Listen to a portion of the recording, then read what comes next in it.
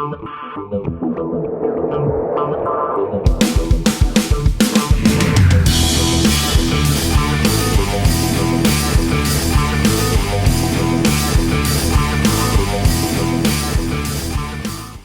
what's up? Todd Falcone here. It's been a little while. I don't know, maybe a couple weeks almost, I think, since I've done a video. I was down for the count with the flu and, quite frankly, didn't feel like doing anything, so I laid in bed for a week or so and watched every episode of Breaking Bad. I actually had never seen any episode until about a week ago, and I got through all 5 seasons, so I pretty much tuned out, and now I'm tuning back up and tuning back in and actually getting ready to leave for Milan, Italy tomorrow morning. And I'm going to definitely do some videos from that trip while in Sweden and Italy. So I wanted to talk just a couple minutes about the difference between recruiting and sponsoring and how we go about building a business. And I think sometimes, I know there's a lot of focus on recruiting and oftentimes not enough focus on the act of actually sponsoring. And the reason that is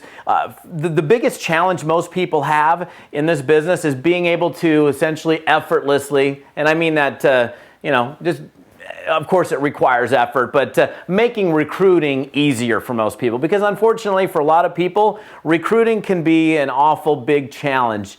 Awkward, uncomfortable, doesn't feel right. You got to get comfy with it. So there's a lot of focus on that in our profession. In fact, I do a lot of teaching and educating on prospecting and recruiting and talking to people. In fact, you've heard me say this before, that I believe the greatest skill one can have as a network marketer is communication skills. Of course, there are other skills that you want to work on in this business, but really being a highly skilled communicator is going to do you well no matter what you do in or out of network marketing. But here's the thing, what happens after you recruit somebody, right? So I've sponsored somebody into the business. The next thing that I've got to do, or you've got to do if you're the one that recruited the person, is then sponsor them. And sponsoring that person requires some responsibility, meaning pointing them in the right direction. I had a coaching client, I actually talked to him again earlier this morning, and I actually got to hear a conversation that he had with a woman who, he brought in about a week or so ago, was doing all the right things, guiding her in the right direction of getting plugged into some training, helping her set up some of the initial meetings.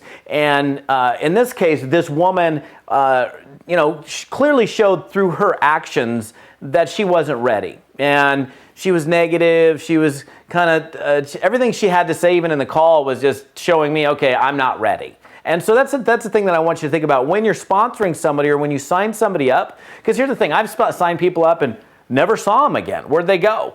And then there's the emotional thing here, like, oh, well, I feel responsible because you just gave the company money, and I feel responsible for you because I don't want you to lose out on your money. Here's the thing. We all have to understand that the people that we bring into this business are adults. Unless we force them, twist their arm into joining, they're all adults. They know that they gave their credit card to start in a business. They've got to know as well that it's their responsibility to show up. But understand this, it's our responsibility, the recruiter's responsibility, to make sure that we at least are pointing them in the right direction rather than not giving them any guidance. So that's the whole thing I want you guys to understand in this particular tip here is when you sign somebody up, I know that you want to run out and go sign somebody else up because you kind of have to in order to maximize most of your compensation plans. You typically have to sponsor more than one person. So got this person in, get them going, got to go get another person so I can maximize the comp plan and rank advance. It doesn't matter if it's a unilevel, a binary, a breakaway, it doesn't matter what it is.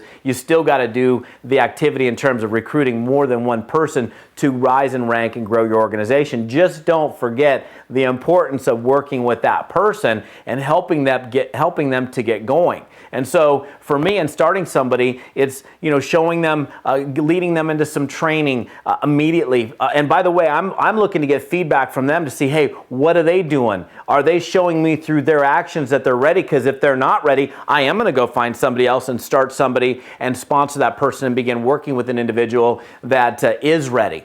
So it's kind of like you do kind of have to use your feelers a little bit based on, and I think just observation. You can tell through the experience, like, okay, this person clearly isn't ready based on their lack of doing, like let's say you send somebody to a basic training and it's 45 minutes long and they can't even get themselves through a basic training, like the example that I had with this coaching client earlier today. So our job is to help get somebody started, help alleviate the confusion, help them set their sail and move them in the right direction, hold their hand a little bit if we have to, and kind of help them along, never to do it for them, but to assist them in getting going. Then they've got to meet us halfway, if you will, and show through their own actions that they're ready to do something. That's the whole thing about being self-employed. So just as a reminder, don't be throwing people in and keeping your fingers crossed, hoping they're going to actually do something, because really your wealth, the growth of your check happens mostly in depth. So